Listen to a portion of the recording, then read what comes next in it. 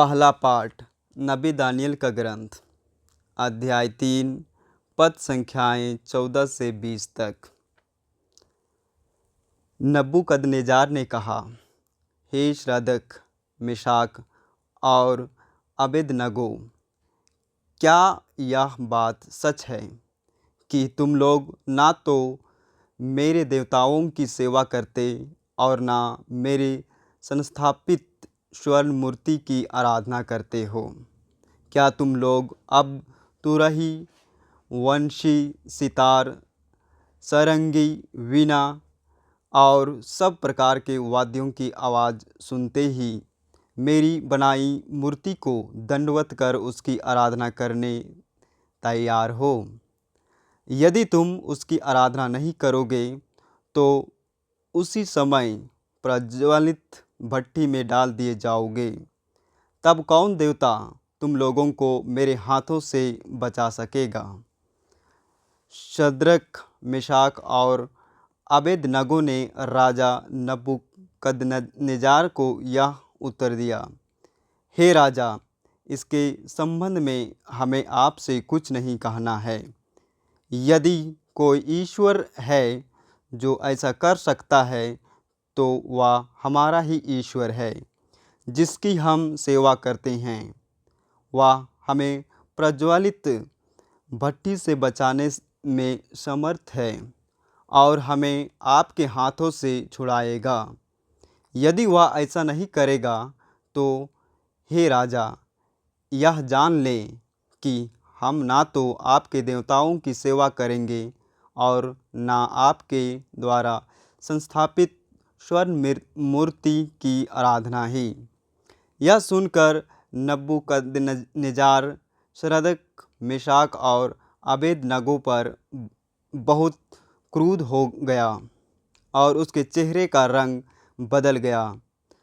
उसने भट्ठी का ताप सामान्य से 7 गुना अधिक तेज करने की आज्ञा दी और अपनी सेना के कुछ बलिष्ठ जवानों को आदेश दिया कि वे शद्रक, मेशक और अबेदनगो को बांधकर प्रज्वलित भट्ठी में डाल दें।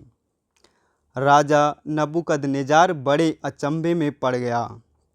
वह घबरा कर उठ खड़ा हुआ और अपने दरबारियों से बोला, क्या हमने 3 व्यक्तियों को बांधकर आग में नहीं डलवाया? उन्होंने उत्तर दिया, हे राजा, आप ठीक ही कहते हैं। इस पर उसने कहा, मैं तो 4 व्यक्तियों को मुक्त होकर सकुशल आग में टहलते देख रहा हूँ। चौथा स्वर्गदूत जैसा दिखता है। नबूकदनेजार बोल उठा, धन्य है शद्रक, मेशक और अबेदनगो का ईश्वर। उसने अपने दूत को भेजा है जिससे वह उसके उन सेवकों को बचाए जिन्होंने ईश्वर पर भरोसा रखकर राजज्ञा का उल्लंघन किया और अपने शरीर अर्पित कर दिए, क्योंकि वे अपने ईश्वर को छोड़कर किसी अन्य देवता की सेवा अथवा आराधना करना नहीं चाहते थे। यह प्रभु की वाणी है। ईश्वर को धन्यवाद। भजन अनुवाक्य। तेरी स्तुति निरंतर होते रहे, तेरी स्तुति निरंतर होते रहे। हे प्रभु, हमारे पूर्वजों के ईश्वर, तू धन्य है। तेरा महिमामय पवित्र नाम धन्य है। अनुवाक्य। तेरी स्तुति निरंतर होती रहे। तू अपने महिमामय मंदिर में धन्य है। अनुवाक्य। तेरी स्तुति निरंतर होती रहे। तू अपने राज सिंहासन पर धन्य है। अनुवाक्य। तेरी स्तुति निरंतर होते रहे।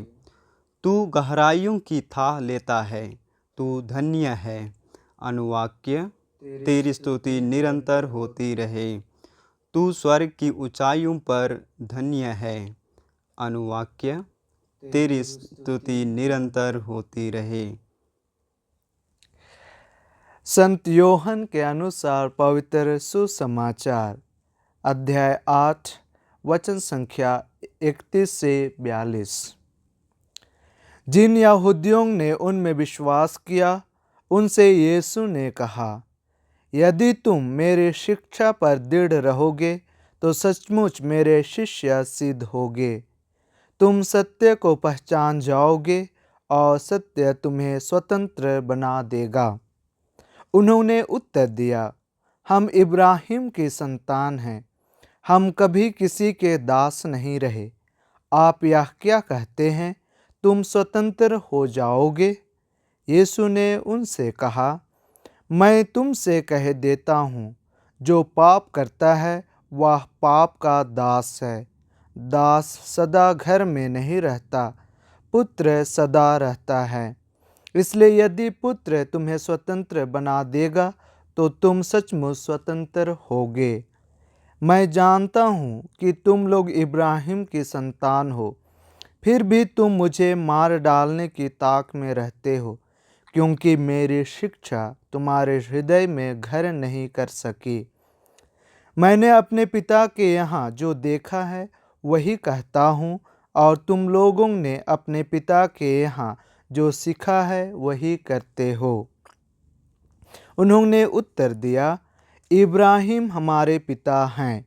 इस पर यीशु ने उनसे कहा, यदि तुम इब्राहिम की संतान हो तो इब्राहिम जैसा आचरण करो।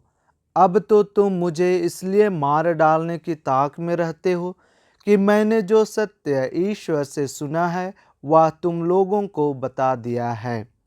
यह इब्राहिम जैसा आचरण नहीं है, तुम लोग अपने ही पिता जैसा आचरण करते हो। उन्होंने यीशु से कहा, हम व्यभिचार से पैदा नहीं हुए हैं, हमारा एक ही पिता है और वह ईश्वर है। यीशु ने यहूदियों से कहा, यदि ईश्वर तुम्हारा पिता होता तो तुम मुझे प्यार करते, क्योंकि मैं ईश्वर से उत्पन्न हुआ हूँ और उसके यहाँ से आया हूँ। मैं अपनी इच्छा से नहीं आया हूँ, उसी ने मुझे भेजा है। प्रभु का सुसमाचार। हे ख्रिस्त तेरी स्तुति हो।